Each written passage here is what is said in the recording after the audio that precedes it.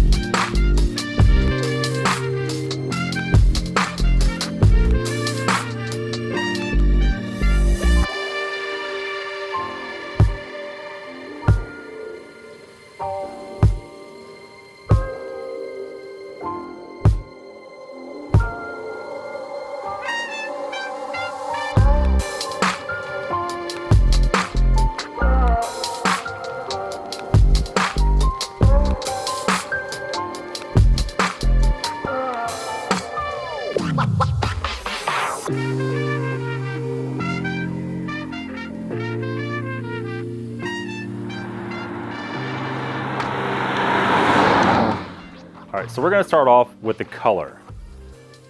As a resale standpoint, your best value cars are always going to be white, black, your most common colors. Not burgundy, not mint green, not tan, not brown. Those colors will not bring the most money when you go to sell it.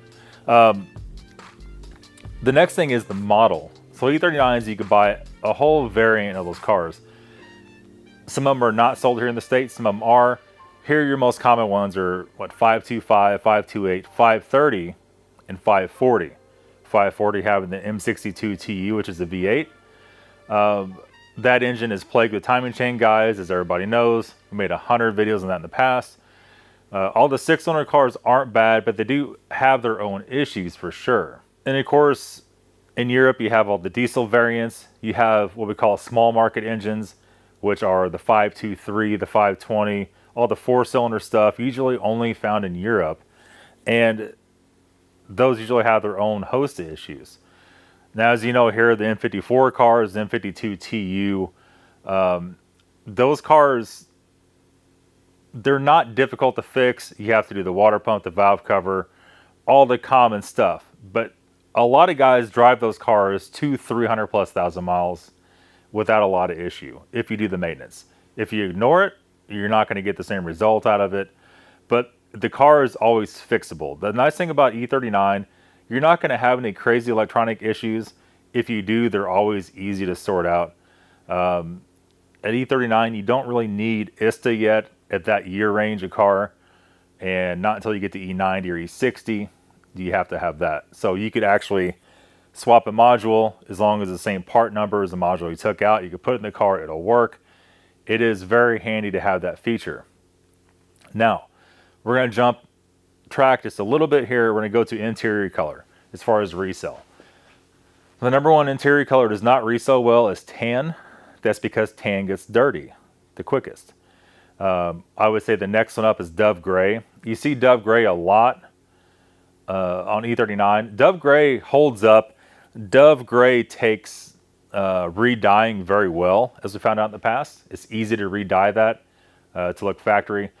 Obviously, black is always the most desirable, because even though black can get dusty looking and dirty that way, you could always clean it. You don't have to worry about getting in with jeans on and the dye coming off on your seats. Unfortunately, black interior is not as common in the United States as what a person would think it would be. And the best deals are always on tan interior color cars. Porsche the same way, Mercedes the same way. They're not as desirable cars, right? So the next thing we're going to talk about is the price.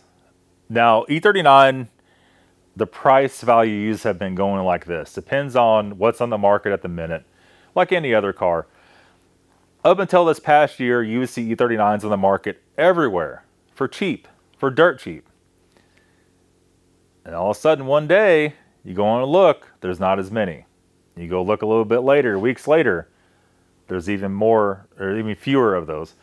And as those cars cycle out and people realize they are a good car, because you can constantly fix them easily without much effort, people want those. It's a fixable unit. It's not a throwaway car. And so the market let's say 2 years ago, you could buy a broken E39 for $500 or $600, right? You could buy a really good E39 back then for $3 or $4 grand. And especially a 530, you know, a more desirable model. And when I sold the black 530, I don't remember what he sold that for anymore, $35 or $3,900. And it seemed like a lot of money for that car at that point in time, even though it was all up to date, all the maintenance is done, everything was pretty much perfect mechanically on that car. It seemed like what I sold it for was a lot. But now you look at the market, if you could even find a nice 530 that doesn't have 200 plus thousand miles on it, they bring $5 to $7 grand. And the market changes a lot. If you could find a low mileage 530, they bring a lot. I don't know how much the market could bear. Can it bear $8 grand for a nice 530 E39? Possibly. After having a whole pile of those cars, do I think it's worth that much money? No, because if it looks good, it's probably not as good as what you think, so you still got to spend money on it. But there again, you're not going to get trapped into this electronic nightmare to where you can't fix it. Engines are still cheap. Engines are about $500 off eBay, whether it's a 530, 528, 525. You know, I know the market in Europe on the diesel ones seems to be holding pretty good, but there's a little diesel crazy over there. Anything diesel is so good. We're here, that's not the case. You know, trying to buy a diesel car here, everybody's like, oh, I don't know about that. And then you have weather to factor in. We have extreme hot and extreme cold, and a lot of situations with that where diesel sitting, especially outside, maybe is not going to fare too well. Going to be some pretty difficult starts and some pretty difficult situations once you get below 0 degrees Fahrenheit. So that's going to be it, guys. We're pretty much closing this thing out on that note. A lot to think about, a lot to talk about in this video. We barely even touched on any of it. Let me know if you liked the video. Leave me a comment. Leave me a like. That's it. We'll see you back very soon.